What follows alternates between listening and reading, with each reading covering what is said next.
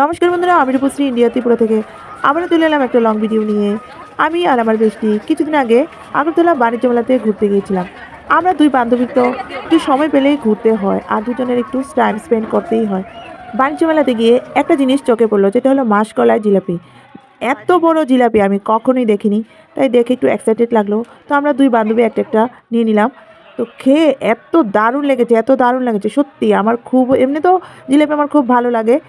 এত মচমচে ছিল জিলাপিগুলি, এত সুস্বাদু লেগেছে। ভেবেছিলাম বাড়ির জন্য কিছু নিয়ে যাবো, কিন্তু এত দূর যেতে যেতে জিলাপিগুলি টাটকা থাকবে না, তাই আর নেওয়া হলো না। জিলাপি খাবার পর সেখানের জায়গাটায় বসে একটু ভিডিও ফটো তুলেছিলাম। তো ভিডিও ফটো তোলার পর আমরা আবার মেলার ভিতরে চলে গেলাম। তো মেলার ভিতরে গিয়ে দেখলাম বিভিন্ন রকমের কত খাবারের আইটেম। ওরে বাবা, অনেক রকমের ফাস্টফুড, তাছাড়া অনেক রকমের পিঠাপুলি উঠেছে। আমরা বাড়িঘরে যা যা বানাই তার থেকেও ডিফারেন্ট কিছু রকমের পিঠাপুলি দেখতে পেলাম। বাড়িঘরে বানিয়ে খেলেও মেলাতে এসেছি পিঠেপুলির দিনে, কিছু কি খাবো না কিনে।